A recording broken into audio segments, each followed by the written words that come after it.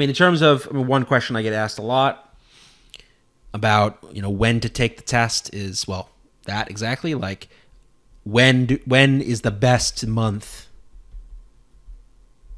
for the SAT or the ACT? Is there a month that's easier than others?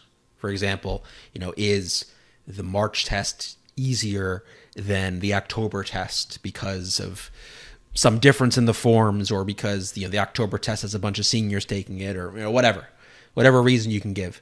And the answer to this is that there is no best month. They're all the same.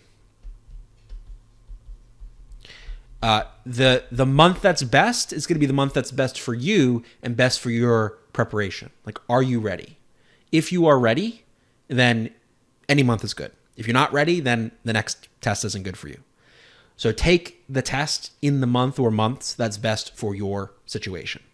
Don't worry about, March test is easier or something.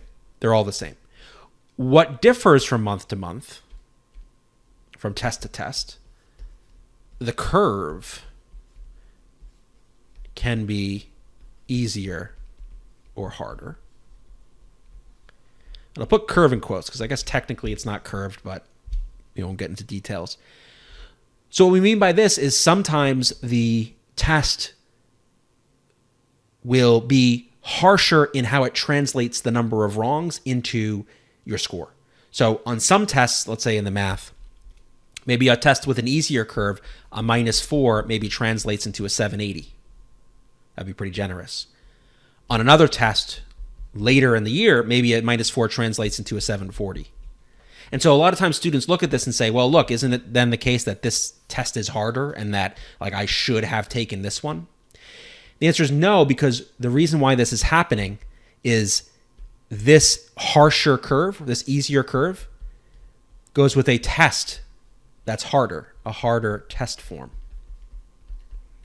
Whereas this one is going with an easier test form. So they try to make the tests equal in difficulty. Like, they try to make the questions sort of equally consistently hard, but it's hard to do. So the way they adjust is with the curve. So if you get a test that's really hard, has a lot of just hard questions that are really tripping people up, they're going to make the curve more generous for you to balance that out. If you get a test that's super easy, nothing really super tricky, so people do really well, the curve's going to be harsher to make up for it. So the curve and the test difficulty are in balance.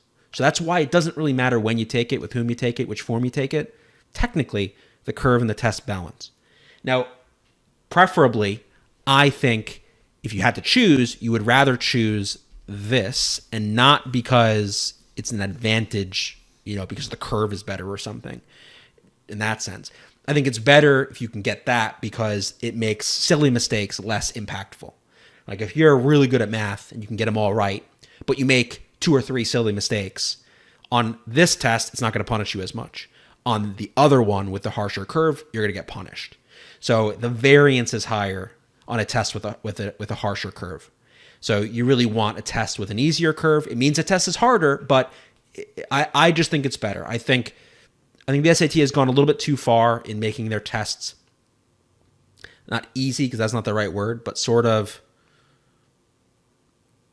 shallow. And so that's why you're getting this ridiculous curves at the top in math and in writing, where there's just too many students getting too many right.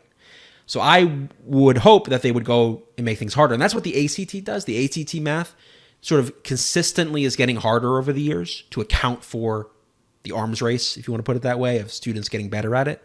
So I think the ACT curves are much more predictable, much more consistent. SAT curves are pretty all over the place.